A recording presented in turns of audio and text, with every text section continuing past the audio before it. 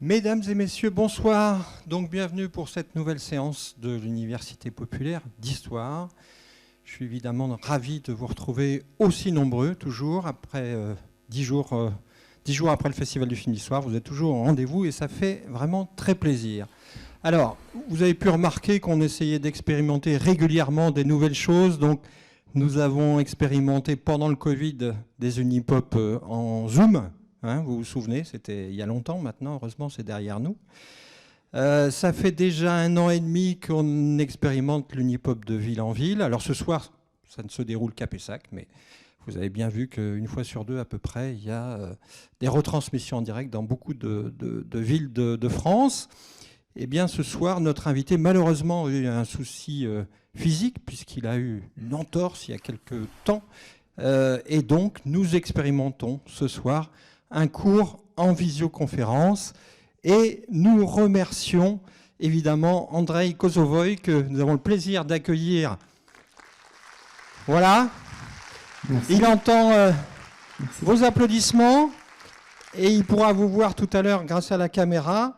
Et donc un grand merci à lui. Il est maître de conférence à l'Université de Lille. Il est évidemment spécialiste de la guerre froide, particulièrement du côté soviétique, vous l'avez compris. Il est l'auteur d'un ouvrage intitulé « Brejnev, l'anti-héros » aux éditions Perrin, donc publié en 2021. Mais il est surtout, pour ce soir, l'auteur du livre « Les services secrets russes, des tsars à Poutine », donc qui a été publié aux éditions Talendier et avec une nouvelle édition revue en 2022. Ce dernier ouvrage sera proposé à la vente avec la librairie Encre Blanche à l'issue de la rencontre. Sachant que cet ouvrage a reçu le Grand Prix de l'Académie du renseignement. Voilà. Merci de votre attention, merci de votre accueil et un grand merci à notre invité. À vous la parole, Andrei Kosovoï. Merci. Merci beaucoup pour cette présentation et encore une fois, j'aurais souhaité être parmi vous ce soir. Et malheureusement, effectivement, le destin en a décidé autrement. Peut-être les services secrets ont-ils joué un tour, je ne sais pas. En tout cas, la technologie fait des miracles et j'ai l'impression d'être dans une cabine de pilotage avec plein de choses à contrôler en même temps, mais je vais m'efforcer d'être aussi clair que possible pour un sujet à la fois passionnant et en même temps très très complexe, comme vous pouvez vous en douter. D'autant plus que, si j'ai bien compris, vous venez de visionner un film, donc vous avez peut-être l'esprit déjà un peu fatigué, et je ne sais pas si vous serez forcément très réceptif à plein de petits détails que je vais évoquer devant vous, mais je serai heureux par la suite de répondre aux questions, si vous avez des précisions à demander, etc. Alors, comme il a été dit, effectivement, je suis l'auteur, je vais cliquer, c'est plus simple, de ce livre qui s'intitule « Les services secrets russes » et qui a connu 3 rééditions, effectivement, avec pas mal de choses dedans sur les affaires des services secrets russes, bien sûr, mais aussi, c'est le sujet de mon exposé ce soir, en partie en tout cas, sur la représentation des services secrets russes et des espions russes au cinéma et à la télévision. La question de l'image est très importante, elle m'intéresse depuis longtemps, depuis mes études d'histoire et depuis ma thèse que j'ai consacrée à la propagande anti-américaine en URSS dans les années 75-85, notamment au cinéma. Un autre ouvrage dont vous avez certainement entendu parler récemment, le livre noir de Vladimir Poutine, auquel j'ai contribué avec 2 chapitres qui traitent également des services secrets russes, un livre évidemment en prise avec l'actualité, avec un chapitre notamment consacré au fiasco des services secrets russes en Ukraine et un autre aux origines tchéquistes de Vladimir Poutine, qui serait aussi, à mon avis, très intéressant de lire pour vous, j'imagine. Mais passons au vif du sujet avec tout d'abord une introduction assez rapide à chaque fois, puisque donc le sujet est vaste, complexe, beaucoup d'affaires, d'exemples qui pourraient être cités. Malheureusement, je ne pourrais pas parler de tout, loin de là, évidemment, en 1 heure. C'est très difficile. 3 points que je vais évoquer rapidement d'abord dans cette introduction. Évidemment, l'espion, on a dit que c'était le 2e métier le plus ancien du monde, hein. Vous connaissez le premier. L'espion a toujours fasciné, on en trouve des traces dans des textes très anciens, évidemment dans la Bible. L'espion russe également Alors, peut-être pas aussi ancien que la Bible, évidemment. L'histoire de la Russie n'est pas aussi ancienne. L'histoire de la Russie, je vais en parler un petit peu pour le cadre général, si vous voulez. Hein. Elle commence au IXe siècle. L'État russe est fondé par les Vikings au IXe siècle. Et même à ce moment-là, quand on dit russe, il faut être très prudent, surtout aujourd'hui, vu le contexte, quand on utilise cet adjectif. C'est la Kievie, hein, l'État fondé autour de Kiev. La Russie telle qu'elle existe aujourd'hui, son origine directe, c'est la Moscovie qui apparaît à partir, surtout, on va dire, du XVe siècle, XVe, XVIe siècle. Alors, l'espion russe, il a fasciné l'Occident. Hein, quand on parle de la fascination, c'est bien sûr le point de vue qui nous intéresse. Il a fasciné l'Occident avant l'apparition du cinéma au XIXe siècle, parce que qui dit espion dit relations internationales, dit diplomatie. À une époque avant la professionnalisation des espions, il existait des diplomates qui remplissaient aussi la fonction d'espion. Bref, dès le XIXe siècle, vous avez des auteurs comme Kipling par exemple, qui vont vous parler des relations internationales, notamment en Asie, le fameux grand jeu entre la Russie et la Grande-Bretagne, et il sera question d'agents secrets. Et donc, tout cela, c'est effectivement assez ancien, ça va se développer avec le cinéma. Dès la fin du 19e, on aura des films avec des agents secrets qui vont intervenir à la fin 19e, début 20e, etc. Et à chaque fois, un parallèle entre littérature et cinéma. Justement, histoire, cinéma et télévision, le point de vue de l'historien, il est très intéressant pour l'étude de l'espionnage, du renseignement. Le propre de l'histoire, c'est d'étudier les contextes, c'est d'expliquer un phénomène par un contexte. C'est ce qu'on va faire aujourd'hui, ce soir, en regardant plusieurs exemples et à chaque fois en se demandant finalement qu'est-ce qui a permis l'existence de ce film. Vous venez de voir l'affaire Farewell, c'est un exemple évidemment très connu, pour la France très important, et on va l'évoquer également. Enfin, troisième point assez rapide aussi, vous voyez, hein, le monde du renseignement, je vais évoquer quelques mots hein, qu'il faut avoir à l'esprit quand on parle de renseignement, d'espionnage, de services secrets russes, etc. etc. Alors, déjà, on va commencer par le mot espion, le mot le plus connu, le plus courant.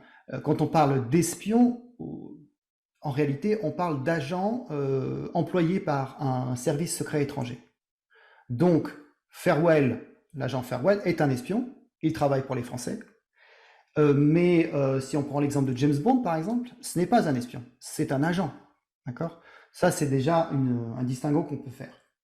Ensuite, pour ce qui est des services secrets russes en particulier, on va distinguer les missions classiques, dites de renseignement, donc collecter des informations, les analyser, les traiter, dans le but évidemment d'anticiper sur un conflit, par exemple, de se préparer à un conflit inévitable pour le gagner, pour également pour voler des secrets de nature économique ou militaire. On pense à la bombe atomique, par exemple. Ça, c'est un grand moment dans l'histoire du renseignement russe.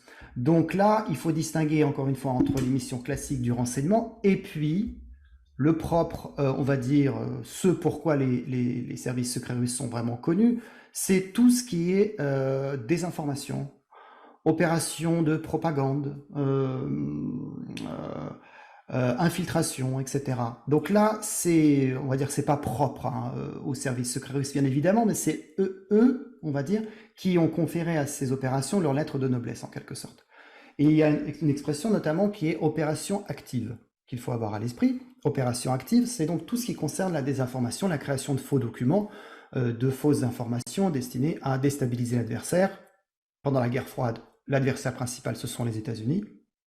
Avant la Seconde Guerre mondiale, il faut savoir que ça a été pendant longtemps aussi la France, la Grande-Bretagne et la France.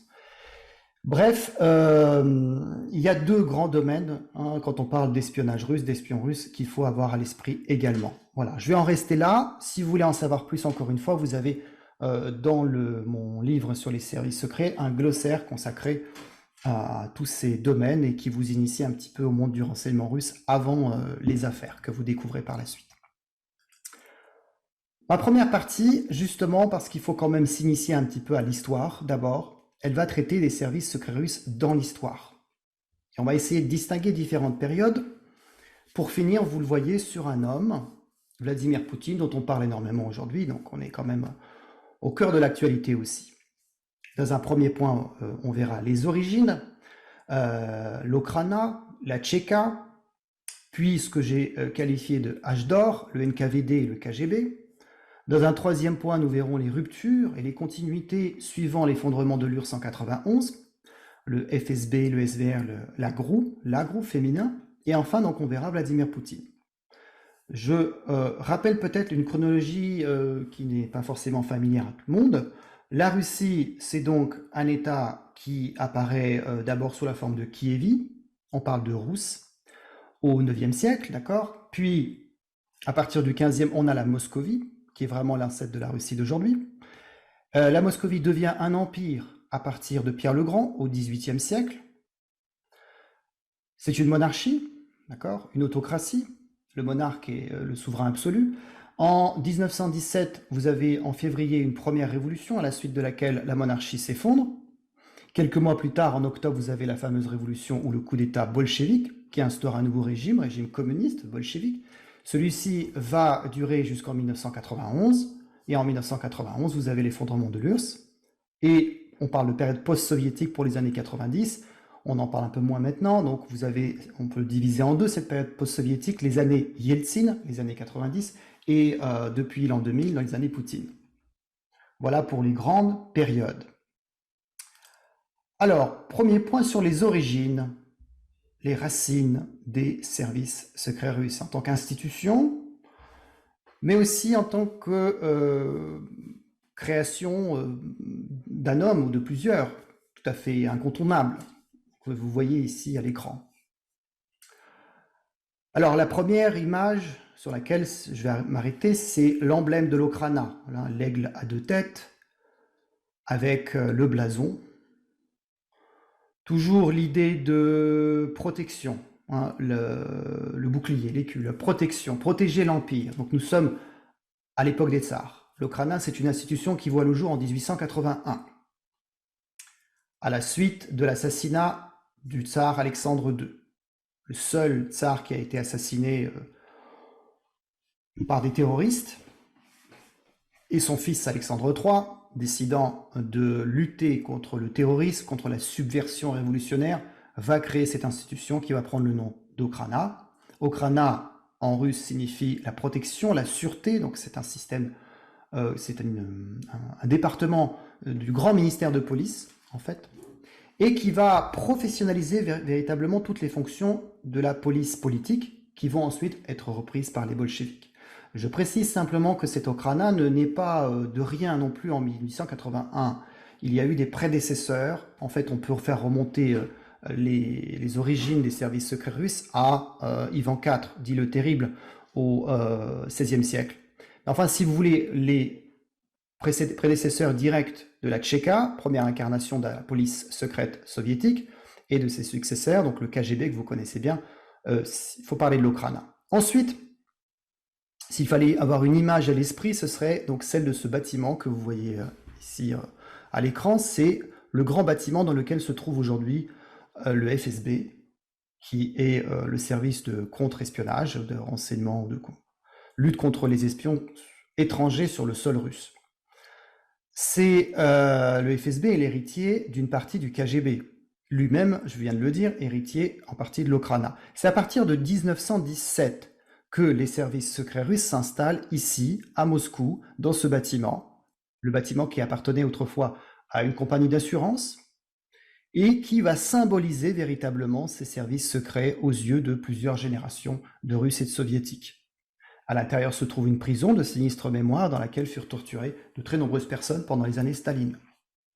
La Loubianka, la place de la Loubianka, et vous voyez devant un piédestal, ce qui ressemble à une espèce de monticule, mais en fait c'est un ancien piédestal sur lequel se trouvait une statue, jusqu'en 1991, statue d'un homme qui figure ici sur la photo, Félix Dzerzhinsky, le premier grand chef, le premier grand tchéquiste de la police politique soviétique. C'est le premier chef de la Tchéka. La Tchéka, c'est donc la première police politique soviétique créée par Lénine, qui place à sa tête un révolutionnaire d'origine polonaise, Félix Dzerzhinsky, un homme devenu légendaire, qui va avoir une sorte de culte à sa mémoire après sa mort en 1926. Et jusqu'à aujourd'hui, les agents secrets russes aiment se qualifier de tchéquistes. Il y a une continuité dans leur esprit entre l'époque soviétique et aujourd'hui. Être un tchéquiste, c'est quelque chose de noble, c'est appartenir à une élite. Donc voilà, rapidement, dresser ses origines. Passons maintenant à l'âge d'or. L'âge d'or, le NKVD et le KGB. Alors, il y a pas mal de choses qui pourraient être évoquées ici, mais encore une fois, j'ai tenté de vous montrer quelques photos, quelques images assez frappantes, représentatives et qui résument bien ce qui a pu constituer vraiment l'essence de ces services secrets soviétiques. Alors, commençons par le NKVD. Donc, il y a eu la Tchéka, puis après il y a eu le GPU. Voilà, le NKVD arrive derrière. Le NKVD, c'est le ministère de l'Intérieur. On est à l'époque de Staline, d'accord? Et il y a eu plusieurs dirigeants à la tête du NKVD qui a subi des purges à l'époque de Staline. Le plus connu, pardon, c'est Beria, que vous voyez ici. Lavrenti Beria, un organisateur extraordinaire, hein, et c'est quelqu'un qui a administré non seulement donc cet énorme ministère de l'Intérieur, comprenant les services secrets, il a aussi été en charge du Goulag, et puis à partir de 1943, c'est lui qui a supervisé les recherches, l'espionnage de la bombe atomique. C'est lui qui a dirigé tous ces agents secrets sur le territoire de la Grande-Bretagne, des États-Unis, du Canada, principalement, parmi lesquels un homme que vous connaissez sans doute aussi, qui s'appelle Kim Philby, qui est l'agent le plus connu des soviétiques pendant donc cette période d'âge d'or, les années 30, et une partie de la guerre froide. Hein. Mais c'est lui qui a permis véritablement, qui était au cœur de cette machine d'espionnage, et qui a permis aux informations provenant des scientifiques du laboratoire Los Alamos de parvenir au KGB, pardon, au NKVD. J'arrive justement au KGB. Mais on n'en est pas encore là, je vais simplement évoquer d'abord cet homme-là qui s'appelle Pavel Soudoplatov, parce que il faut parler donc des dirigeants, il faut parler des agents. Là, en l'occurrence, on a un espion, Kim Philby, et puis des hommes qui sont entre les deux. Alors, Pavel Soudoplatov, il est entre les deux. C'est une légende aussi de l'espionnage soviétique. S'il y avait une affaire pour laquelle il faudrait évoquer Soudoplatov, c'est l'assassinat de Trotsky. 1940, Mexique, un coup de piolet sur la tête, plus de Trotsky. Pourquoi Trotsky? Quel rapport avec l'espionnage, le renseignement? Eh bien, c'est ce que je vous disais dans l'introduction. Dans l'émission que Staline confère à son service d'espionnage, il y a bien sûr la collecte de renseignements, mais il y a aussi l'élimination d'ennemis, y compris l'élimination physique. Hein. Il ne s'agit pas toujours de les kidnapper, de les emprisonner, mais il s'agit tout simplement de les éliminer, et Trotsky était sa bête noire. Et c'est toute une opération mobilisant de très importantes ressources du renseignement soviétique qui aboutit encore une fois à son assassinat en 1940. C'est l'un des nombreux assassinats, loin d'être le seul évidemment, orchestré par les services secrets soviétiques, surtout à l'époque de Staline. Soudoplatov, qui a publié ensuite ses mémoires qui ont été traduits en français. Alors, il y a eu le NKVD, il y a eu d'autres institutions, je vais passer rapidement dessus. À partir de 1954, c'est-à-dire un an après, ou même moins d'un an après la mort de Staline, vous avez le KGB, dont vous voyez ici l'emblème. Encore une fois, le bouclier, mais cette fois, l'épée est au premier plan. Parce qu'en fait, les services secrets russes, d'abord la Tchéka, puis les successeurs, étaient surnommés le bouclier et l'épée de la révolution. Ils étaient censés protéger la révolution bolchevique contre ses adversaires, qu'ils soient russes ou étrangers. Le KGB est une institution qui est donc créée après la mort de Staline par Khrouchtchev. Elle a des missions similaires. L'objectif, si vous voulez, pour Khrouchtchev, pourquoi est-ce qu'il crée le KGB, qui signifie en russe Comité de la sécurité d'État, il est de priver le KGB, le service secret, de tout pouvoir d'arrestation arbitraire et de sortir finalement du cadre imposé par le Parti communiste. C'est ce qui s'était passé pendant les années 30 avec ces purges. Vous aviez donc des services secrets qui outrepassaient régulièrement finalement l'égalité socialiste telle qu'elle était conçue à cette époque. Bien sûr, Staline était derrière.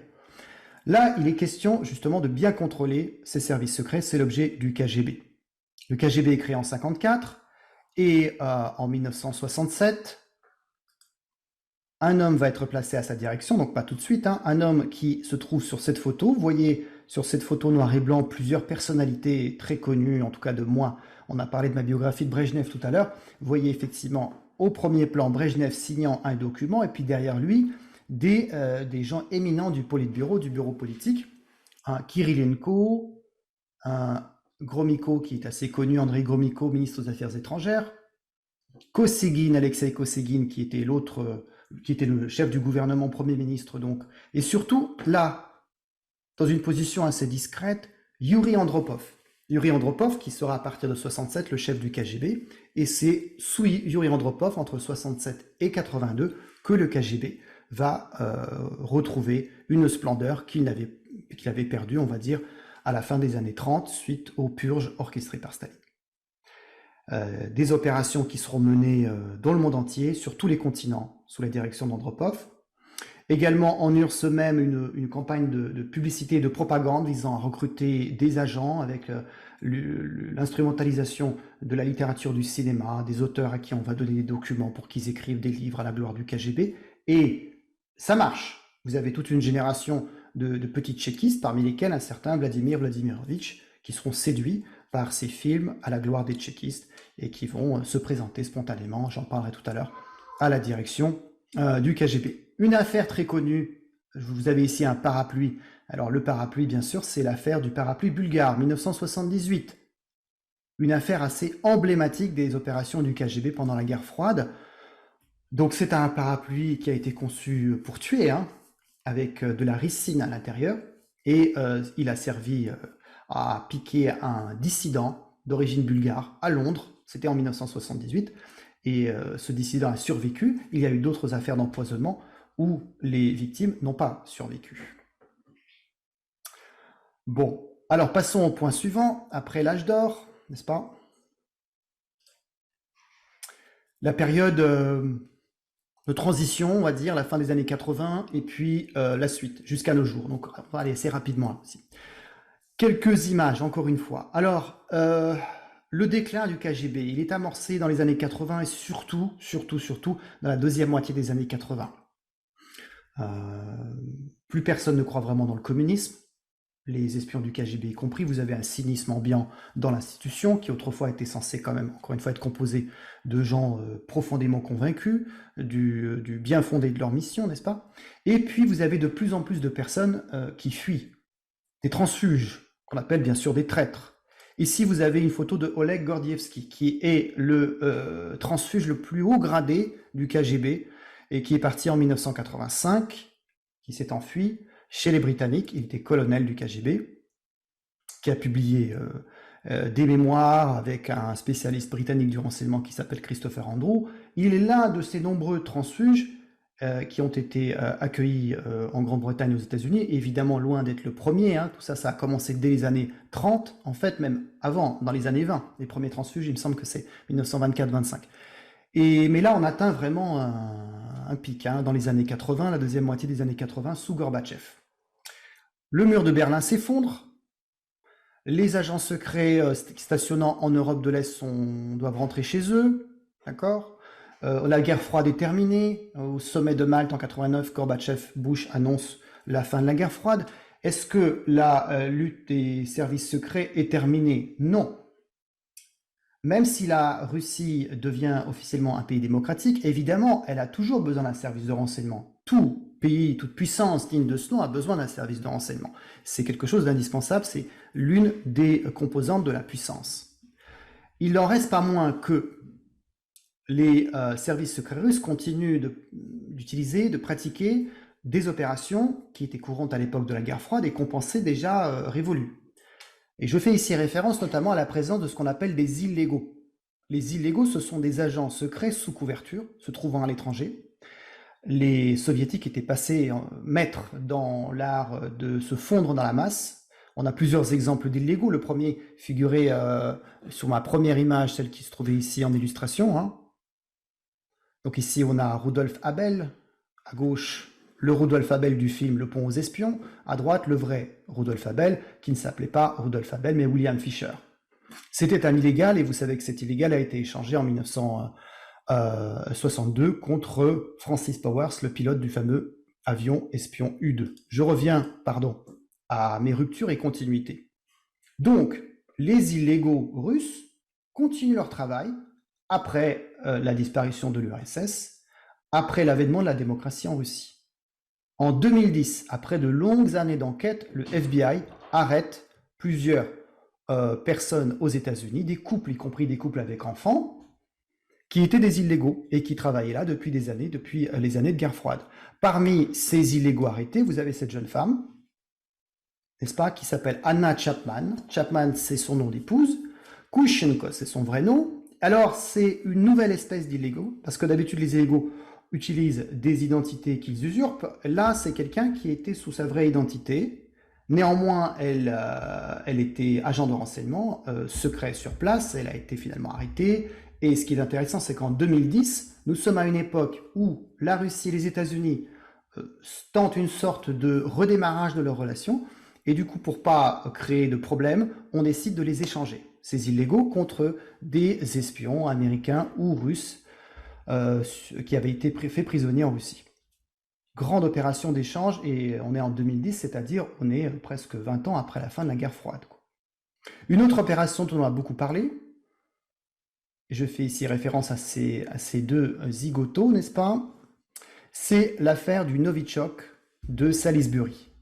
Donc nous sommes en 2018, et l'agent secret, l'un des agents secrets prisonniers qui avait été échangé en 2010, qui s'appelait Sergei Skripal, qui est un vieux monsieur à ce moment-là, et qui était un ancien officier de la GRU, des services secrets militaires.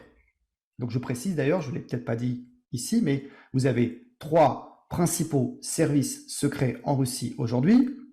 Vous avez le FSB, j'en ai parlé tout à l'heure quand j'ai présenté la Loubianka, vous avez la GRU, donc le service secret militaire, et vous avez le SVR, qui sont les services secrets extérieurs de l'étranger. Donc ces deux zigotos, comme je le disais, arrivent sous une fausse identité en Angleterre, et pourquoi sont-ils là? Bien pour éliminer Sergei Skripal, qui avait été échangé en 2010. Pourquoi l'ont-ils fait? On n'en est pas sûr encore une fois aujourd'hui, mais ce que l'on sait en revanche, c'est la manière dont ça s'est passé. Ça s'est passé avec un poison très toxique qui s'appelle le Novichok, en tout cas c'est le nom générique qu'on lui donne, et c'est un poison qui a été dissimulé dans une boîte, un flacon de parfum. Et voici l'emblème du FSB juste en dessous. Le FSB qui est le service de contre-espionnage, je le rappelle. On peut faire le parallèle avec l'époque du KGB, sauf que cette fois-ci, le bouclier est repassé devant. On peut en douter en pratique, naturellement. Passons à notre point suivant, Vladimir Poutine, qui est quand même un personnage très important pour qui étudie les services secrets russes. Alors, Vladimir Poutine, c'est un ancien officier du KGB. C'est quelqu'un qui a, en tout cas d'après ce qu'il dit, toujours éprouvé de la fascination pour les services secrets, depuis son adolescence. Alors, à 16 ans, il se rend à Leningrad, il est natif de Leningrad, aujourd'hui Saint-Pétersbourg, dans le bureau du KGB local, et il propose ses services. On lui dit « Tu es trop jeune, reviens nous voir plus tard quand tu auras fait des études. » Oui, mais quelles études? Des études de droit. Et c'est ainsi que, d'après la légende, Vladimir Poutine va intégrer la faculté de droit de l'université de Leningrad, et en 1975, le voilà recruté par le KGB. Il rêve de devenir agent secret, il rêve de travailler à l'étranger. Le problème pour lui, c'est qu'il n'est pas forcément très bien noté. On a ici plusieurs témoignages concordants sur le fait que ses supérieurs hiérarchiques jugent qu'il n'est pas apte à partir à l'étranger. Pour cette raison, il va passer plusieurs années dans le contre-espionnage. Il va travailler à Leningrad, sa ville natale. Il va traquer des dissidents. Il va procéder à des opérations d'arrestation, de fouilles, etc. Vous avez ici donc cette photo bien connue à l'époque où il est colonel dans donc les services de contre-espionnage ou de lutte contre la dissidence. Et ce n'est qu'en 1985, enfin, qu'il est envoyé à l'étranger, à Dresde, en RDA. C'est pas non plus un poste de rêve, n'est-ce pas? C'est pas Berlin, c'est pas Londres, c'est pas Paris, c'est pas New York, Washington. C'est un pays communiste, et puis c'est même pas Berlin-Est, c'est Dresde. Bon, voilà, il n'empêche que c'est un petit succès pour lui, et il va en tirer un titre de gloire plus tard. 85, le problème c'est que 4 ans plus tard, 89, le mur s'effondre, vous avez des manifestations à Dresde et les agents secrets amis, n'est-ce pas, sont priés de rentrer chez eux.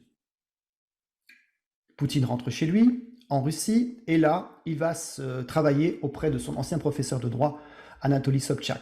Je vais passer sur toute cette biographie qui est assez connue, et j'en parle dans mon livre, et on trouve des sources ailleurs, notamment dans le livre noir du communisme, pour lequel j'ai rédigé ce chapitre sur sa biographie. Ce qui est intéressant, encore une fois, c'est ce background, cet arrière-plan de tchéquiste de Poutine, qui est à la fois une carte de visite pour lui, c'est un motif de fierté, et puis en même temps, c'est quelque chose qui réellement influence sa personnalité. On voit ici Poutine visitant les nouveaux locaux de la GRU. L'emblème de la GRU, c'est cette chauve-souris, n'est-ce pas? Alors, ça montre quoi finalement cette photo? Il y a un effort qui est fait pour renouveler ces services secrets, plus de moyens, etc. Il faut aussi rappeler qu'il y a une petite guéguerre qui a toujours existé entre services secrets dits civils et militaires. Et donc même à l'époque de Poutine, peut-être surtout à l'époque de Poutine, vous avez le FSB qui tend à prendre de plus en plus d'ampleur, qui devient un pilier de la gouvernance poutinienne, et puis la GRU, qui est un petit peu en retrait et qui ne bénéficie pas d'autant de proximité auprès du président de la Russie. Donc la GRU dépend du ministère de la Défense, n'est-ce pas? Et l'une des raisons de l'empoisonnement de Skripal, on a estimé que peut-être la GRU cherchait à bien se faire voir auprès de Poutine, à gagner des points et à lancer cette opération pour lui plaire. Mais on sait que cette opération a piteusement échoué. Voilà pour l'histoire les grandes périodes des services secrets russes. Passons maintenant en fait au sujet qui nous préoccupe, c'est-à-dire la représentation. Hein, vous venez de voir ce film, Affaire Farewell. Comment est-ce qu'on peut comprendre l'existence de ce film? Qu'est-ce que ça nous dit finalement sur nos perceptions de l'autre, des Russes, de l'espionnage, etc. Alors la première chose qu'il faudrait noter, donc, c'est dans cette deuxième partie, c'est la popularité fluctuante des agents secrets à l'écran. Pour comprendre cette popularité fluctuante, le fait que les services secrets ne sont pas toujours apparus aussi visibles à différentes périodes qui nous intéressent, il faut considérer différents contextes. Et c'est là que le rôle de l'historien est tout à fait important. Vous avez le contexte politique d'abord. Le contexte politique que je vais évoquer rapidement, ou plutôt les contextes. Il y a le contexte international et puis de politique intérieure. Il y a ensuite les grandes affaires d'espionnage, celles dont on parle dans les journaux, et qui vont évidemment influencer la création de tel ou tel film ou de telle ou telle production. Et enfin, il faut évoquer le contexte éditorial. Et le troisième point sera très important, puisque c'est aussi le succès de certains livres qui fait qu'on va réaliser des films sur les espions, et notamment les espions russes. Alors, les contextes politiques. 3 images ici pour illustrer un petit peu ce que j'entends par contexte politique et l'importance de ce contexte politique. Commençant par celle du bas, vous voyez un personnage que vous reconnaissez peut-être, qui est Joseph McCarthy, sénateur américain,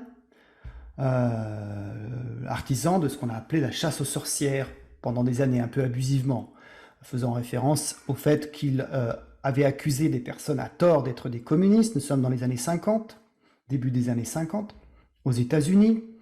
Et donc, cette espèce de paranoïaque parlait d'espionnage soviétique aux États-Unis, accusait des gens qui n'en étaient pas, etc. Il a fini par être censuré et il a fini sa vie assez tôt. Il était alcoolique, etc.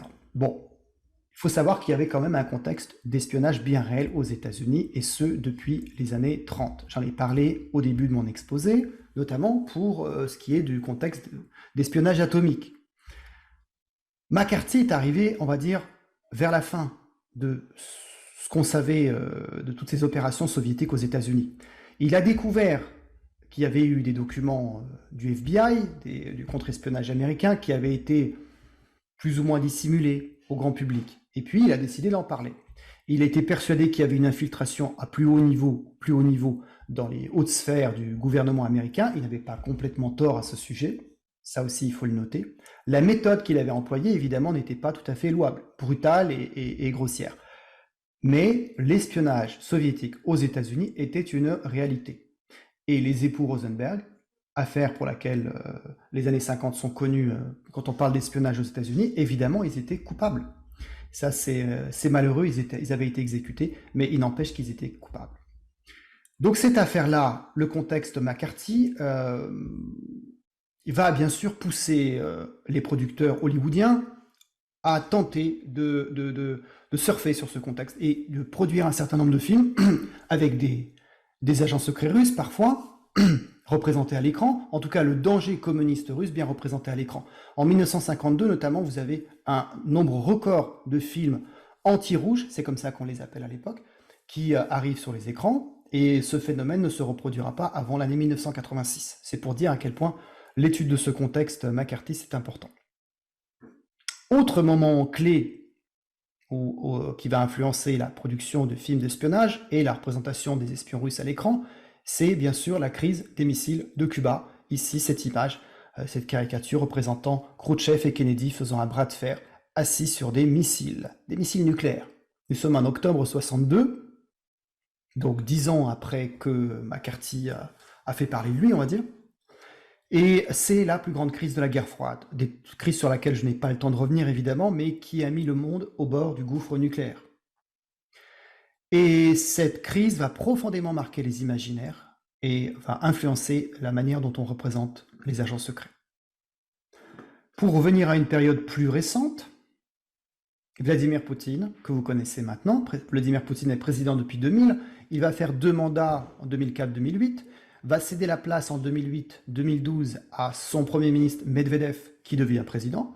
Lui-même, Poutine devient Premier ministre. Et en 2012, Poutine revient à la présidence, qu'il ne quittera plus jusqu'à aujourd'hui. Donc en 2007, c'est une année assez importante pour ce qu'on a appelé la nouvelle guerre froide. Il prononce à ce moment-là un discours à la conférence de sécurité de Munich, et c'est un discours qui concentre, si vous voulez, tous les clichés finalement de la guerre froide et de ce qu'on n'avait plus entendu depuis très longtemps finalement dans la propagande anti-américaine.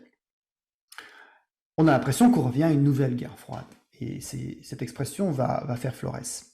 Donc cela aussi, c'est un contexte à considérer quand on regarde les films produits à cette époque, si vous voulez. Et le film que vous avez vu, l'affaire Farwell en fait partie, puisque l'affaire Farwell, si je me trompe, elle est de 2009. Donc le contexte politique, encore une fois, très important pour comprendre comment un film a pu voir le jour. Donc ce n'est pas suffisant, il faut aussi regarder du côté de ce qu'on a appelé les affaires. Donc les grandes affaires d'espionnage. Ici, comme le temps passe très vite, j'évoquerai une seule affaire, mais il y en a bien sûr beaucoup. Cette affaire, c'est la première grande affaire de la guerre froide qui concerne un employé de l'ambassade de Ottawa, au Canada, qui s'appelle Igor Gouzenko. Igor Gouzenko est chargé du codage des télégrammes envoyés d'Ottawa à Moscou. C'est un agent de la GRU, donc la GRU, c'est les services militaires. Et en 1945, Gouzenko décide de faire défection, c'est-à-dire qu'il décide de se faire transfuge. Pourquoi est-ce qu'il le fait? Il y a plusieurs facteurs qui rentrent en ligne de compte, qui sont tout à fait fascinants. Ce qui nous intéresse ici, c'est que cette affaire, au début, on cherche à l'étouffer, parce que 1945, c'est la fin de la Seconde Guerre mondiale, les soviétiques sont nos amis, sont des grands alliés, ils ont permis la victoire sur Hitler, on ne va pas commencer à parler d'espionnage soviétique à ce moment-là. Ça fait désordre. Sauf que les secrets que Gouzenko révèle font désordre. Gouzenko amène des documents compromettants qui révèlent une petite partie de ce vaste réseau d'espionnage atomique aux États-Unis et qui va confirmer ce que certains savaient déjà au sein du FBI notamment. Et la CIA n'existe pas encore, elle va voir le jour en 1947, mais les services de renseignement américains sont déjà au courant du fait qu'il existe aux États-Unis, au Canada, des agents secrets qui tentent de voler des secrets de la bombe atomique qui est, je le rappelle, qui va être testée en 1945 aussi au Japon. Mais c'est à la fin 1945 donc que Gouzenko fait défection. Il va passer le reste de sa vie, voyez, dissimulé par ce sac à chaque fois qu'il apparaîtra devant les médias. On ne verra jamais son visage. Mais par contre, il va donner lieu à un film. C'est le premier film, on va le dire, de la guerre froide qui s'appelle Le Rideau de fer, qui sort en 1948. Intéressant, l'affaire Gouzenko 45, 48, Je ne reviendrai pas là-dessus, mais il y a quelque chose qu'il faut à chaque fois avoir à l'esprit, c'est qu'il existe un décalage, toujours un décalage entre une affaire, entre un moment d'un contexte particulier, et puis évidemment son arrivée sur les écrans. On met du temps à faire un film, à rassembler l'argent, à trouver les acteurs, à réaliser le film, à le distribuer, etc. Et puis au dernier moment, peut-être que le contexte n'est plus bon, et à ce moment-là, on décide de ne plus montrer le film. The Iron Curtain, le rideau de fer, donc, va être montré aux États-Unis en 1948. En 1948, la guerre froide est déjà bien là. L'expression elle-même, elle est popularisée en 1947 dans un livre d'un journaliste connu qui s'appelle Walter Lippmann. Ce qui est intéressant de noter, c'est qu'en France, ce film, ainsi que la plupart des films dits anti-rouges, seront vus par très très peu de monde, un très petit nombre de spectateurs. La raison en est, entre autres, fait que le Parti communiste français fait tout pour empêcher la diffusion de ces films, considérant qu'ils sont des films, disant qu'ils sont des films mensongers, qu'ils ternissent l'image du glorieux allié soviétique, etc., etc. Donc vous avez des manifestations qui sont organisées pour empêcher la diffusion de ce film, et c'est assez violent d'ailleurs. Donc voilà un exemple d'affaire qui stimule, si vous voulez, les imaginaires et qui pousse à la représentation de ces agents secrets à l'écran. Inutile de dire qu'évidemment, Gouzienko est représenté en personnage positif, dont les motivations sont nobles. Alors, l'autre élément qu'il faut avoir à l'esprit, c'est tout ce qui concerne le contexte éditorial.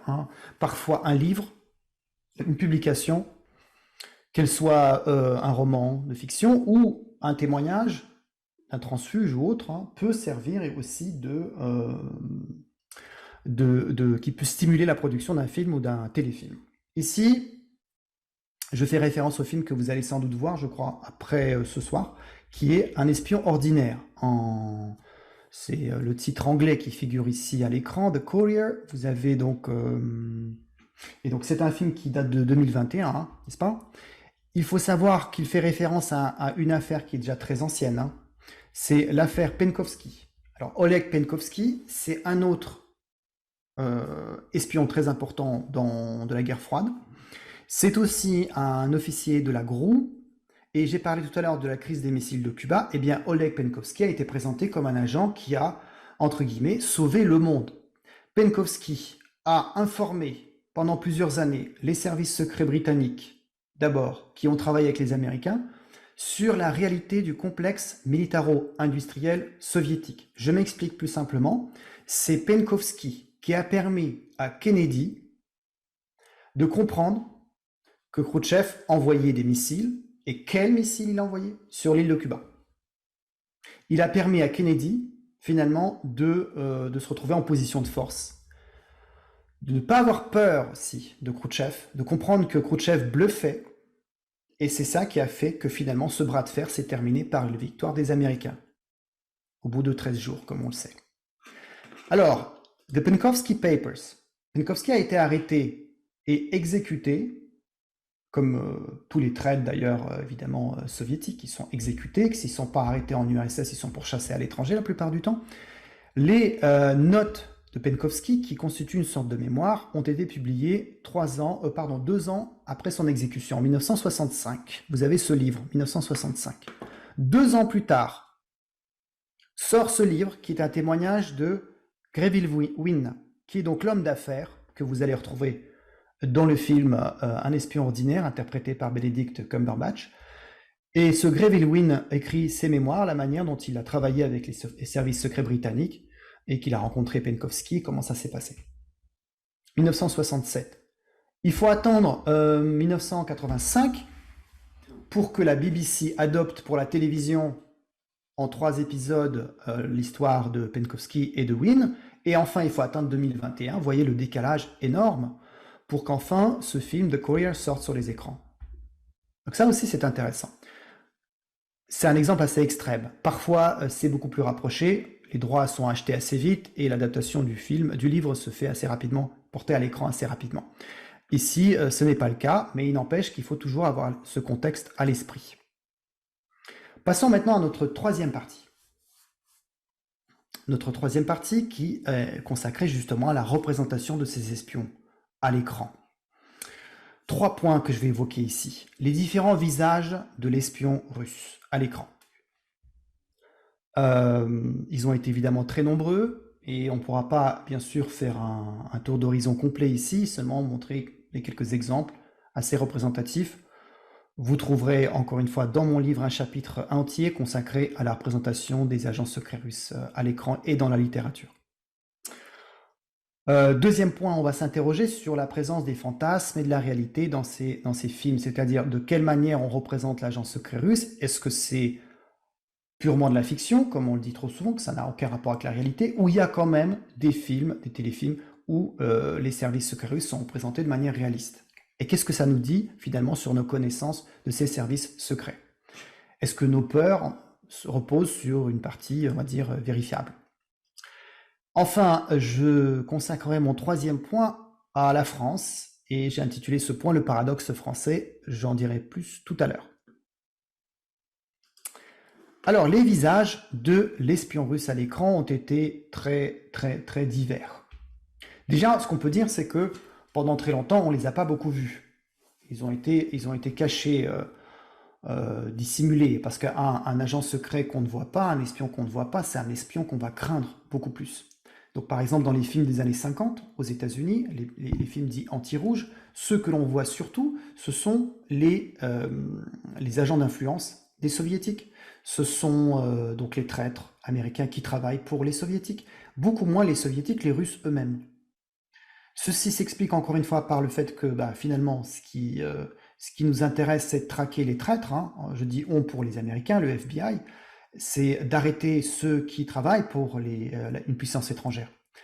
Les étrangers, eux, bon, ils apparaissent, mais souvent dans les seconds rôles. Ils sont bien sûr présentés de manière très négative.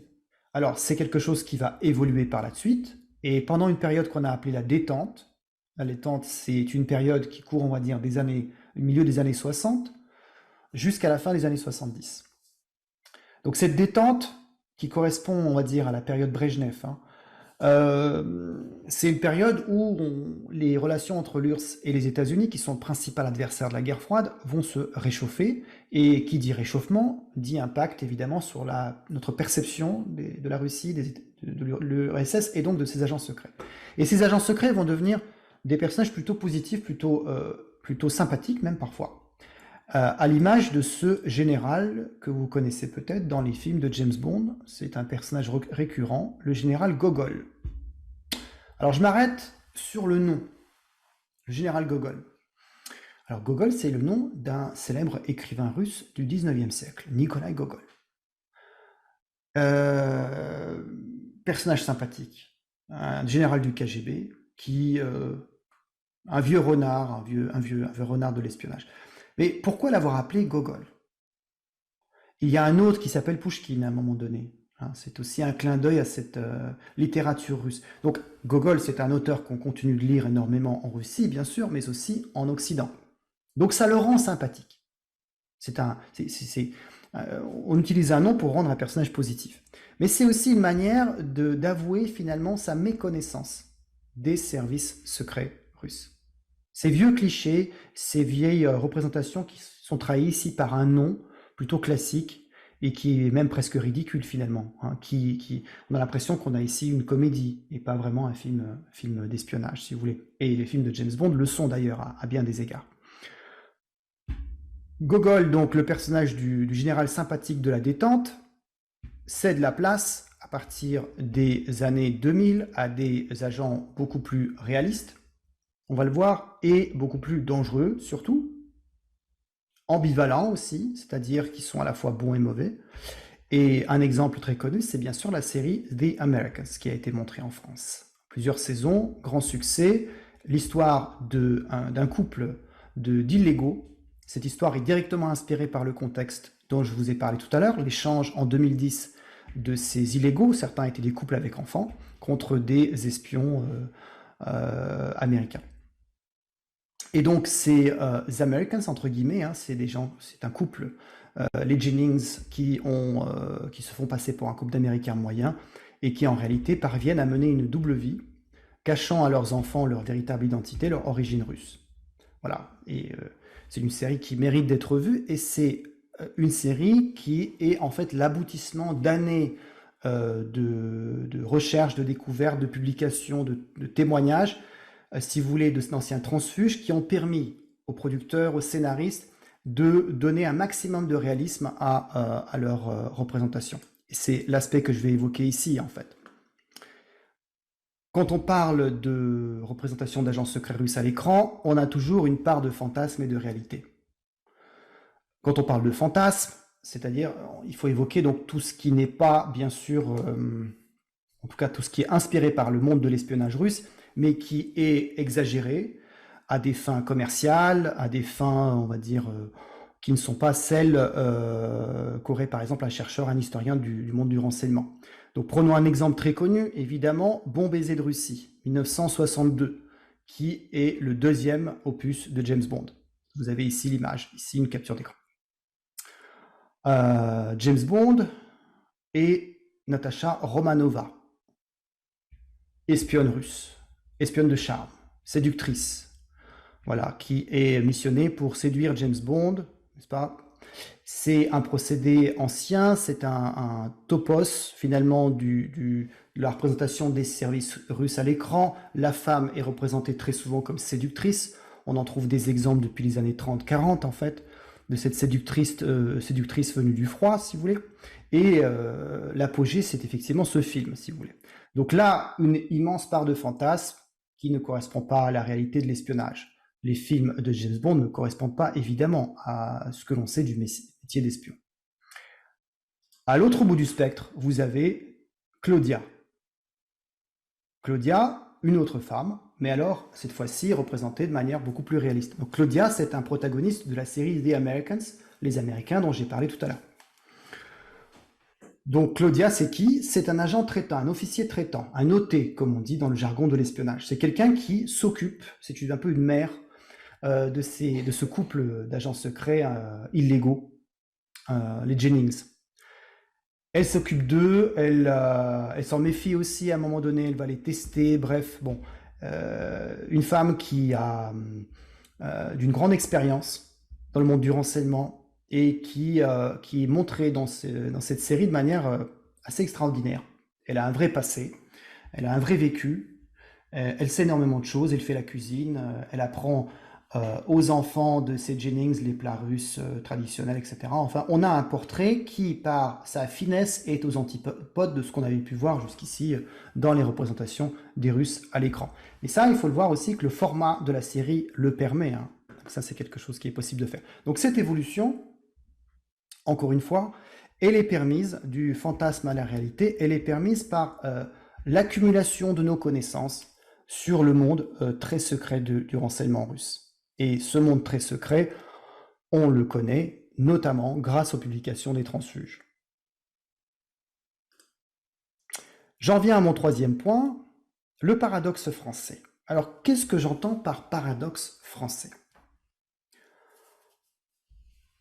En France, on a écrit énormément de choses sur l'espionnage. On a été même des précurseurs. Des romans ont été publiés, des romans de gare ont été publiés avant l'avènement de James Bond. Un certain OSS 117 voit le jour avant le James Bond de Ian Fleming. Un autre élément, on va le voir, c'est que le cinéma français a toujours essayé de nuancer les portraits des agents secrets russes, contrairement au cinéma anglo-saxon, beaucoup plus caricatural, simplificateur. Donc là aussi, d'une certaine manière, on est des précurseurs. Et puis, dans le même temps, c'est ça que je qualifie de paradoxe, et dans le même temps, on n'a jamais vraiment pris au sérieux, jusqu'à récemment, le monde de l'espionnage, en tout cas à l'écran, et la représentation des services secrets russes, des espions russes, s'en est ressentie finalement. Il n'y a pas eu tant de films que ça sur l'espionnage, beaucoup de comédies, de pastiches. Et ça reflète aussi une certaine culture.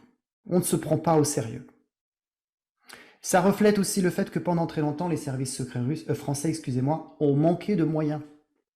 On a été un peu les parents pauvres du renseignement occidental. Pendant la guerre froide, les services secrets russes disaient que la France était une passoire, qu'il fallait que si on voulait connaître des secrets venant des Américains ou des Anglo-Saxons, des Britanniques, il fallait s'adresser d'abord aux Français. Donc tout ceci, si vous voulez, se retrouve dans ce paradoxe finalement. On est capable de représenter les choses de manière fine, nuancée. On a été des précurseurs, on a écrit en France des choses sur l'espionnage avant les grandes créations dans le monde anglo-saxon, et pourtant, ça n'a pas pris. Ça n'a pas pris. Alors si on regarde les personnages, justement, les différents personnages, les différents agents secrets représentés sur les écrans français. Première image, celle-ci en noir et blanc, 1961. C'est une légende du renseignement soviétique qui s'appelle Richard Zorge. S-O-R-G-E, qui a eu droit à une biographie traduite en français il y a quelques années. Et donc, Richard Zorge, dans un film français, c'est quand même étrange, n'est-ce pas? Avant même que les soviétiques aient pu avoir eux-mêmes un culte de Zorge. Richard Zorge, c'est une légende du renseignement soviétique, je l'ai dit. C'est l'un des agents de Staline qui l'a informé sur l'imminence de l'attaque des Allemands le 22 juin 1941. Richard Zorge était posté au Japon. C'est une sorte de James Bond avant James Bond, en fait. Sauf que Staline ne lui faisait pas confiance, tout comme il ne faisait pas confiance aux autres agents secrets qui avaient tenté de le renseigner sur l'imminence de cette attaque. Et il l'avait traité de tous les noms, vous connaissez peut-être cette histoire, hein. L'attaque du 22 juin a été une surprise, alors que Staline avait été prévenu. Zorge avait été arrêté, exécuté, et son nom avait disparu de toutes les mentions publiques, en tout cas les mentions qui pouvaient exister dans les textes qui pouvaient être révélés au public. Et c'est grâce à ce film français de 1961 que l'Union soviétique va redécouvrir ce héros du renseignement soviétique qui va se le réapproprier. Donc ça, c'est assez extraordinaire. Deuxième exemple, ici en haut de l'écran, vous reconnaissez deux monstres sacrés du cinéma français, bien sûr. Michel Piccoli, Lino Ventura. Michel Piccoli à gauche, qui, dans le film Espion, lève-toi, adapté d'un roman de la collection Série Noire, 1982, interprète un agent soviétique qui se fait passer pour un diplomate. Et là, on a vraiment un portrait d'une grande finesse aussi, psychologique, de ce qu'on pouvait imaginer comme étant l'agent secret soviétique manipulateur qui désinforme, etc. On est aux antipodes, encore une fois, de ces brutes, de ces monstres qu'on voyait dans les années 50 sur les cinémas, sur les écrans américains. 1982. Autre exemple que vous avez vu, Emir Kusturica interprétant l'agent Farwell, je n'y reviens pas. 2009, là aussi quand même un portrait bien brossé. Et enfin, je termine ici avec une série que je recommande également beaucoup. C'est un agent du FSB qui travaille pour les Français, que l'on connaît par son nom de code, Kennedy, et qui est interprété par Alexei Gorbounov. Alors son nom dans la série, c'est Mikhail Karlov. Il apparaît dans la saison 5 en 2020. Donc 2020, on est après toutes ces affaires d'empoisonnement, Litvinenko, les Skripal, etc. On est vraiment à un moment où le monde parle des services secrets russes, on a l'impression qu'ils sont partout. On est revenu à une période de nouvelle guerre froide. Et c'est donc en toute logique qu'on va représenter les services secrets russes à l'écran. Alors ce Karlov également, il est dépeint par Alexei Gorbounov, qui est un acteur ukrainien, russophone, de manière très fine, très intelligente. Voilà, en nuances de gris. Donc ça, c'est pour les personnages principaux sur les écrans français. En ce qui concerne maintenant les sources, et c'est ça qui est aussi intéressant, c'est que ça va nous permettre d'aborder cette fameuse question, pourquoi finalement en France on a mis tant de temps à faire des films d'espionnage qui soient des vrais films, des classiques. Il faut regarder dans les sources. Alors on a deux écrivains qui ont beaucoup fait pour le monde de l'espionnage. Le premier, j'en ai parlé tout à l'heure, c'est Jean Brousse, le créateur d'OSS 117, le roman de gare. Le deuxième, c'est Gilles Perrault. Gilles Perrault qui est aussi un romancier, scénariste, et qui a travaillé énormément sur le renseignement pendant la Seconde Guerre mondiale. Alors, l'une des raisons pour lesquelles on a un peu déconsidéré le cinéma d'espionnage en France, c'est justement si on prend le cas de Jean Bruce, c'est que c'est des romans de gare, c'est un genre dit populaire qui n'est pas sérieux. Et il faut noter aussi qu'OSS 117, dans les romans de Jean Bruce, c'est un agent américain, c'est pas un agent français. Ce qui en dit long finalement sur ce discrédit qui est jeté sur les services secrets français. La parodie qui en est faite, dans les années 2000, vous connaissez cette parodie avec Jean Dujardin, révèle aussi ce discrédit pendant longtemps jeté sur les services secrets français, qui étaient considérés comme entre guillemets les plus nuls du monde. Ce qui est bien sûr tout à fait faux. Gilles Perrault, qui était, d'après moi, membre du Parti communiste français, et qui a défendu, qui a écrit des romans finalement, qui étaient tout à fait élogieux à l'égard des services secrets soviétiques. Et c'est pour cette raison qu'il a publié des romans avec comme toile de fond la Grande Guerre patriotique, 41-45, notamment l'Orchestre Rouge. Il a aussi contribué à un scénario en 1973 pour un film qui s'appelle Le Serpent, qui est un film très intéressant, mais qui a échoué pour plein de raisons, principale étant que trop compliqué, trop complexe. Et c'est l'un des problèmes, finalement, de ces films. Il faut à la fois que ce soit suffisamment complexe et en même temps intéressant pour le grand public qui puisse garder toute son attention pendant le film. Alors, j'ai parlé de ces deux écrivains comme étant assez emblématiques des sources françaises des représentations à l'écran, et vous avez ici deux témoins. Alors, le premier, c'est Raymond Nart, qui est un ancien de la DST. Raymond Nart a participé directement à l'affaire Farwell. Et c'est lui qui a témoigné en publiant un livre avec plusieurs amis en 2013. Donc j'ai bien dit 2013. Le livre s'appelle L'affaire Farwell de l'intérieur. Donc là, ça vous dit quand même aussi qu'il y a un décalage qui s'explique bien sûr par le culte du secret qu'on a en France. Un culte beaucoup plus important que dans les pays anglo-saxons. On révèle beaucoup moins en France qu'on l'a fait aux États-Unis ou en Grande-Bretagne. Donc il faut attendre 2013 pour en savoir davantage sur cette affaire qui a quand même été la plus grande affaire de la fin de la guerre froide. N'est-ce pas, dans les années 80. 2013.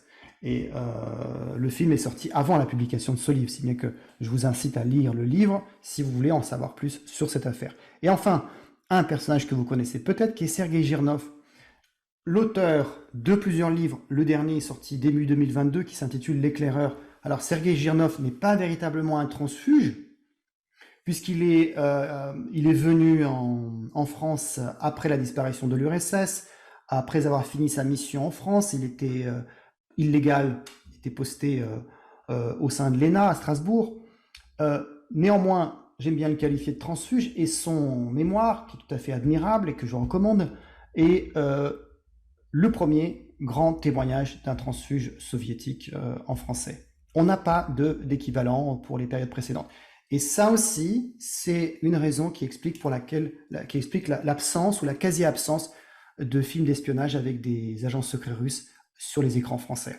C'est qu'on a mis du temps. La plupart des transfuges publiaient leurs mémoires en anglais.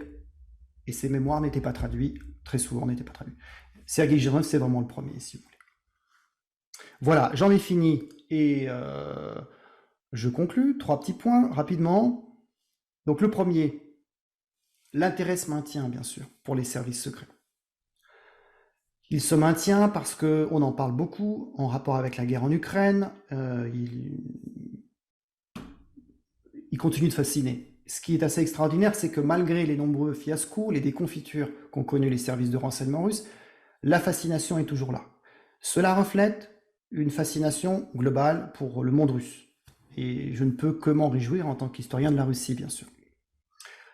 Néanmoins, c'est mon deuxième point, il faut noter que cette réputation de toute puissance des services secrets russes a été écornée, n'est-ce pas, au moins depuis l'affaire Skripal, qui était un fiasco terrible pour la GRU, mais globalement pour les services secrets russes.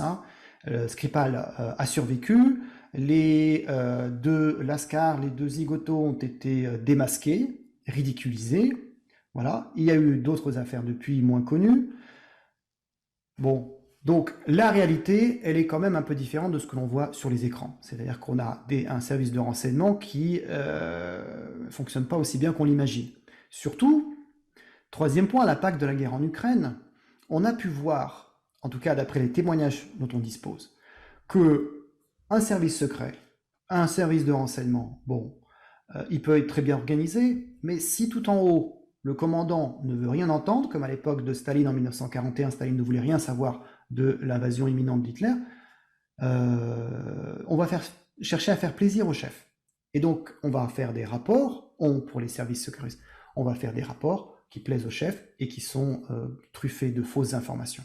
Et c'est ce qui va se passer en mars 2022, avec l'échec pitoyable de l'offensive russe en Ukraine, le fiasco russe en Ukraine, qui s'explique d'abord par le fait que le FSB, les services secrets du contre-espionnage qui travaillent en Ukraine, ont fourni de fausses informations à Poutine en Ukraine. Je terminerai avec ces deux images qui nous montrent un petit peu peut-être l'avenir du cinéma d'espionnage avec des espions russes à l'écran et qui en même temps montrent des limites. Alors le premier, vous avez une affiche de Billion Dollar Spy qui fait référence en fait à un agent qui a travaillé pour les soviétiques, pour les Américains pendant la guerre froide, qui s'appelait Adolf Tolkachev. Il a travaillé entre 77 et 85. Le livre qui parle de Tolkachev est sorti en 2015. Le film avait été annoncé en 2020, il y a eu des problèmes évidemment suite au Covid, et il n'est toujours pas sorti. Et on ne sait pas s'il va être réalisé finalement. Ce serait quand même quelque chose d'intéressant à faire. Sergei Girnov, l'éclaireur, j'en ai parlé tout à l'heure, et pourquoi j'en parle ici, c'est que Sergei, avec lequel j'entretiens des relations d'amitié, a vu les droits de ce livre achetés par une société de production qui va sans doute réaliser une série. Et donc j'espère qu'on verra porter à l'écran une série adoptée de ce livre prochainement. Voilà, je vous remercie de votre attention. Je termine simplement avec mon livre que je vous recommande chaudement, évidemment, et dans lequel vous trouverez beaucoup d'informations sur ces affaires et aussi sur les films que je vous conseille de voir si vous vous intéressez aux services secrets à l'écran. Merci. Un grand merci à vous, Andrei Kosovoï. Donc, on a un temps pour échanger, répondre aux questions. Juste, un des deux films là, que vous venez d'évoquer, il a été tourné ou il va être tourné? Alors, celui-ci, il a été annoncé, comme souvent. Il a été annoncé, mais on ne sait pas s'il a été tourné. Ou ils ont commencé le tournage, parce qu'on a le casting qui a déjà été fait, apparemment. Le problème aussi, c'est Armie Hammer. Armie Hammer, c'est un acteur qui a eu des démêlés récemment dans les réseaux sociaux. On l'a accusé de choses assez horribles. Bon, bref, à mon avis, il est compromis. On va plus, il sera plus à l'affiche, quoi. Donc ça, c'est une affiche que j'ai trouvée sur Internet, mais je n'ai pas trouvé d'informations vérifiées sur ce film. Qui confirme que le film est réellement qu'il existe. Alors, est-ce qu'il y a des questions, des réactions sur cette histoire des espions soviétiques et surtout de leur représentation à l'écran? Oui, j'arrive.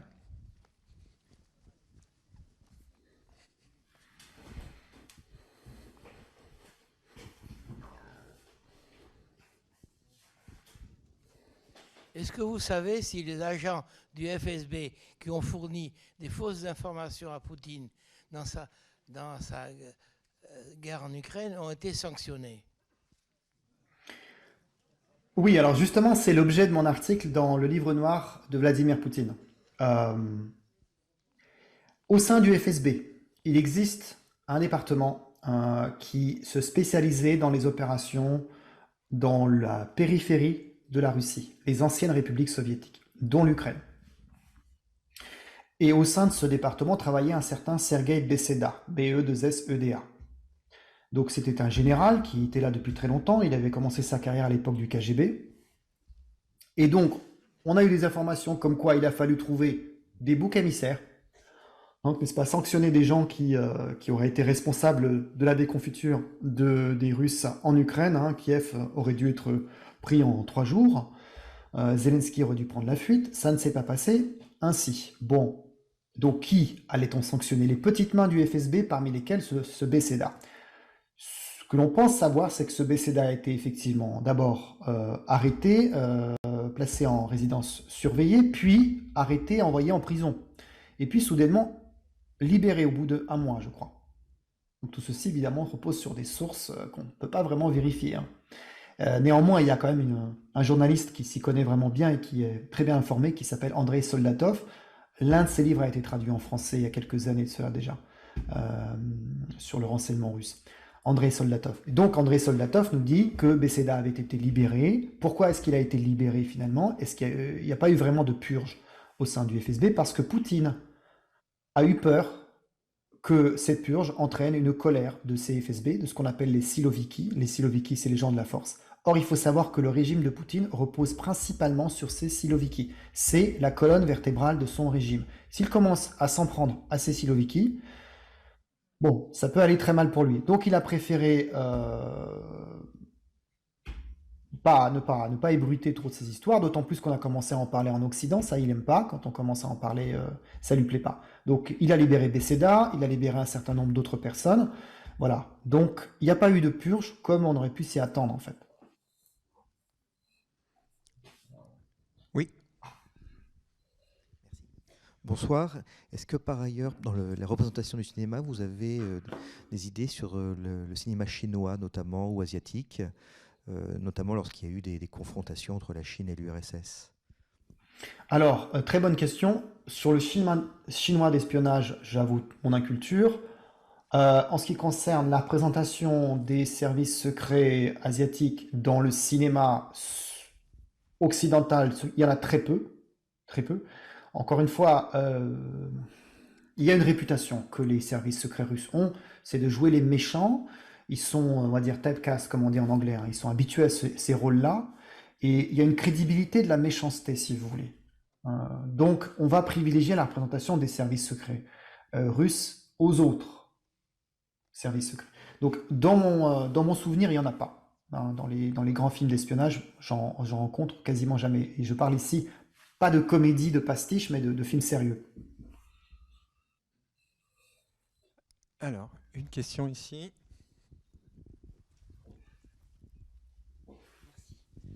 Bonsoir monsieur, et merci pour votre conférence. Qu'est-ce qu'on peut dire de la représentation au cinéma des agents doubles? Qu'en pensez-vous?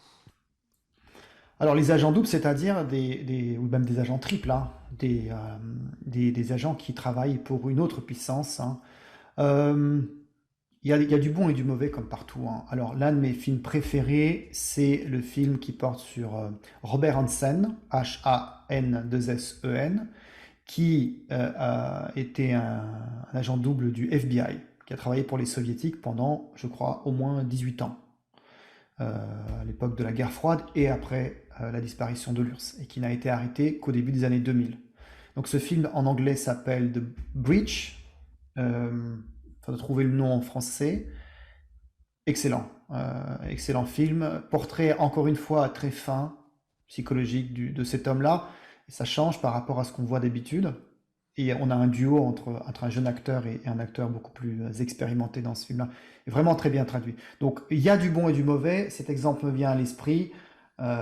C'est évidemment une thématique qui est, il faudrait même parler de sous-genre finalement, n'est-ce pas?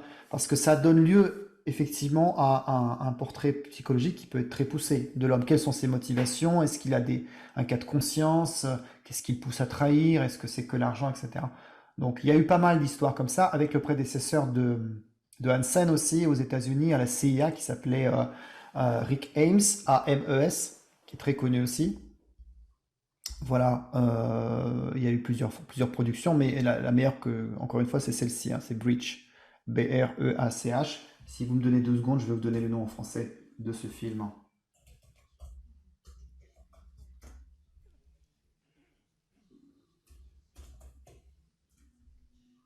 Agent double, 2007.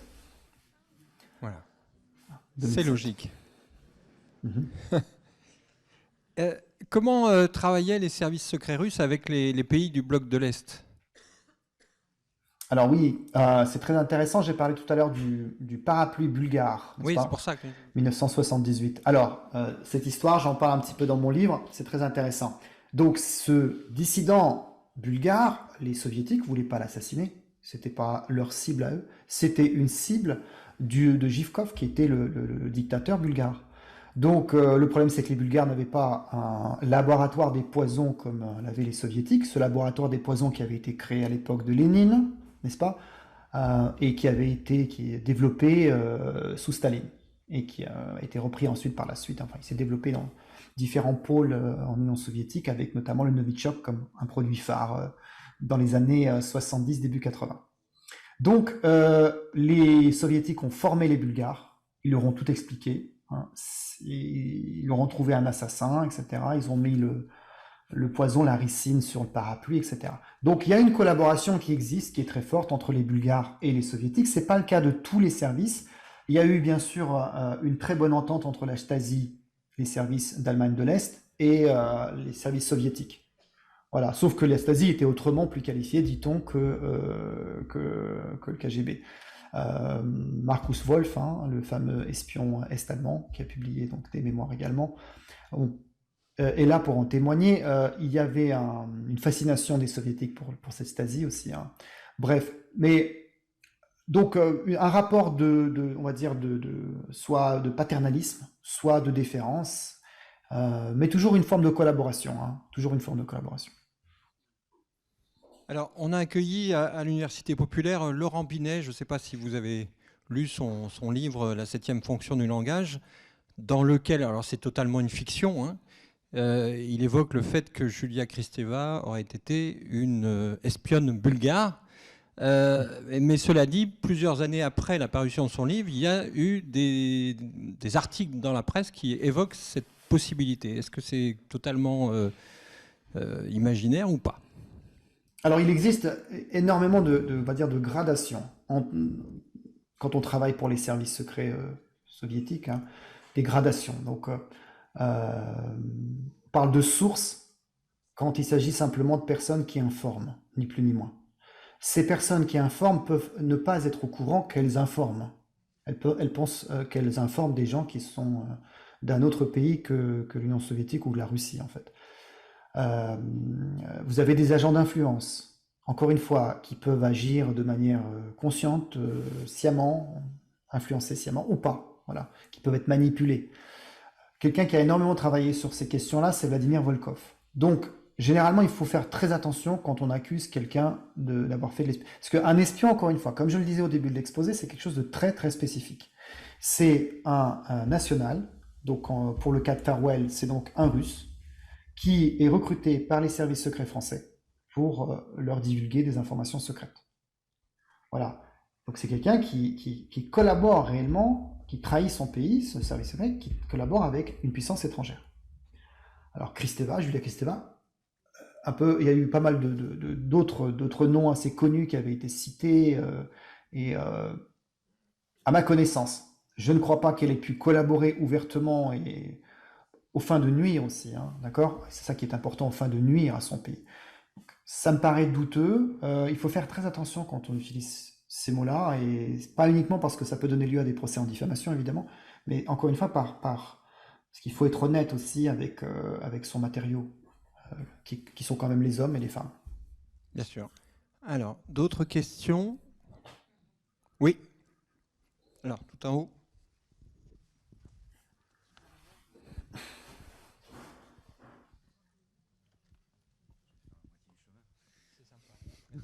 Oui, bonsoir. Je voudrais...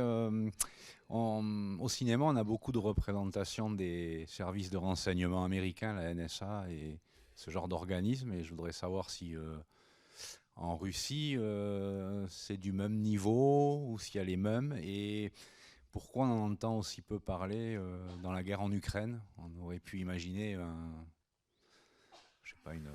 que c'est un moyen assez puissant de perturber l'armée ennemie ou les services ennemis. Voilà. Donc vous voulez dire pourquoi pour l'Ukraine on n'entend pas parler des services secrets occidentaux, américains dans un notamment? deuxième temps, mais globalement pour avoir votre avis sur la place du renseignement numérique en Russie et son utilisation dans des conflits comme celui de l'Ukraine. Ah oui, donc là c'est encore une autre question. Ouais. Ok, alors tout ce qui est cyberespionnage, donc je ne suis pas non plus spécialiste parce que ça c'est vraiment très très technique, j'en parle bien sûr dans mon livre. La guerre cyber, alors c'est intéressant parce que dans le Bureau des légendes, il y a énormément de questions de guerre cyber et je trouve ça assez convaincant. Le peu que j'en sache, c'est plutôt que très convaincant. Voilà, bon. Pour ce qui est de la Russie, alors la guerre cyber, on sait que c'est une arme qui impressionne et qui fait peur. On a l'impression qu'elle peut paralyser un pays tout entier. Jusqu'ici, ça ne s'est pas produit. Il y a eu des attaques. Ces attaques, elles existent depuis les années 90. Il y a eu des sites qui ont été paralysés, mais on a parlé de système de distribution d'électricité, de gaz, que sais-je encore. Ça ne s'est pas produit. Pourquoi ça ne s'est pas produit? Est-ce qu'ils ont vraiment les moyens de le faire? Est-ce qu'on a des moyens pour se protéger? Bon, ce qui est certain, c'est que les Russes ont énormément investi dans la guerre cyber depuis longtemps déjà. Tout comme ils ont investi dans l'intelligence artificielle. La guerre cyber en Ukraine, elle a joué à un moment donné au début, notamment, mais là, on est passé à une phase militaire.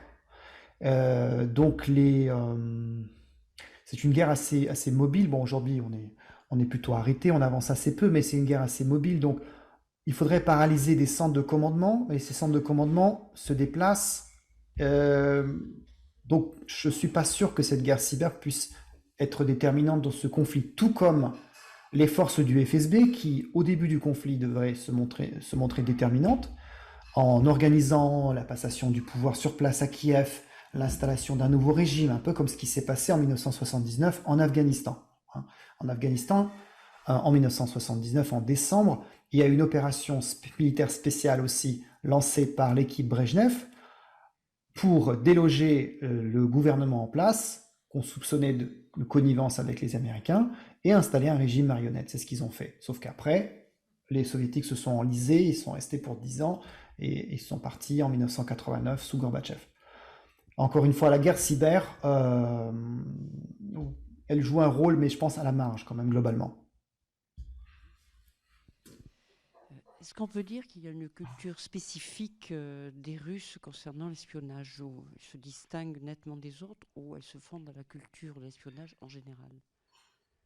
Alors c'est une très très bonne question, et il y a comme toujours des points communs, évidemment, et puis certaines différences, certaines particularités. Chaque service de renseignement partage un certain nombre de points communs avec les autres, les missions de renseignement, l'utilisation des faux passeports, la cryptologie, etc. Et puis en même temps, donc, ce qui fait la marque de fabrique, si vous voulez, des services russes. En tout cas pour nous, encore une fois, parce que personnellement, je n'ai pas consulté, excusez-moi, les archives de l'intérieur. C'est quelque chose qui n'est pas possible de faire, évidemment, à mon niveau. Néanmoins, donc, l'impression qui s'en dégage, c'est quoi? C'est que la marque de fabrique, encore une fois, c'est tout ce qui relève de ce que j'ai qualifié d'opérations spéciales ou de mesures actives. Pardon, ça a été développé à l'époque de la guerre froide, essentiellement. Désinformation, propagande, et surtout propagande noire. La propagande noire, c'est on ignore la source de cette information. Assassinat, des opérations sous faux drapeau. Donc pareil, on provoque une réaction de l'adversaire en cachant son origine. Alors, je prends deux exemples de l'époque de la guerre froide de ces mesures actives les plus connues. Il y en a une qui me vient à l'esprit, c'est dans les années 70-80, la légende qui a été fabriquée par le KGB selon laquelle la CIA, dans ses laboratoires, aurait créé le virus du sida.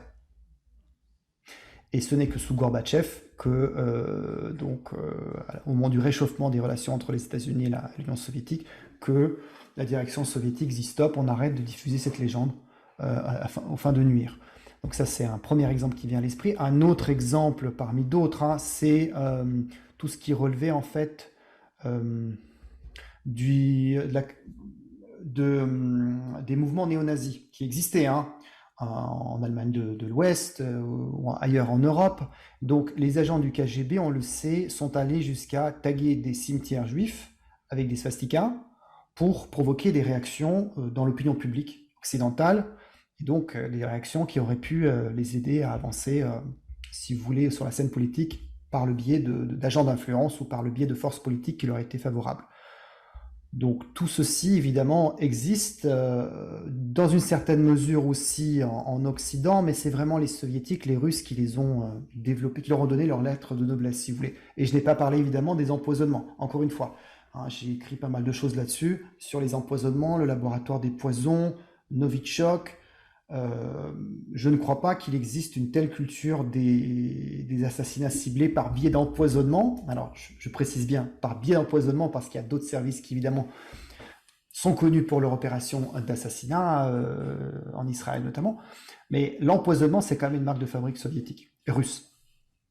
Alors justement, aujourd'hui, on a appris que l'ancien président géorgien Saakashvili a été empoisonné dans une prison de Tbilissi.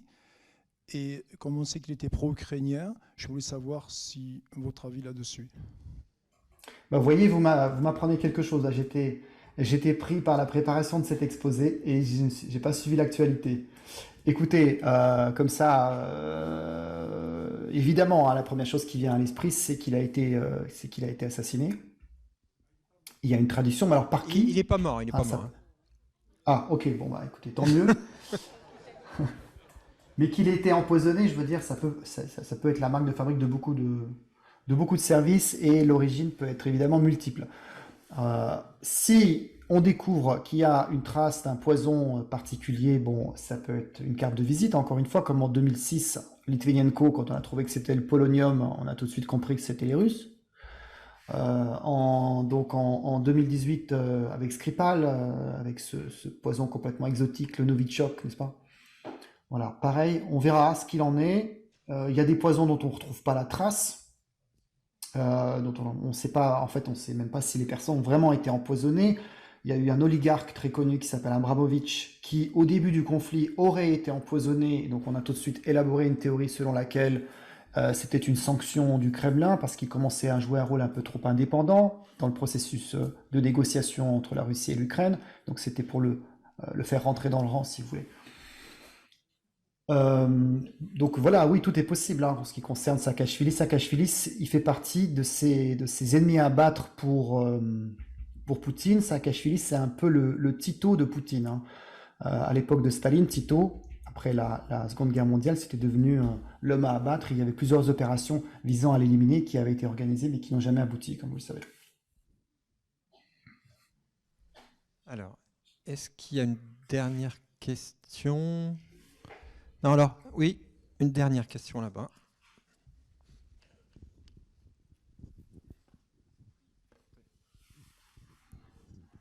Oui, on a parlé de liens au moment du gouvernement Trump, entre Trump et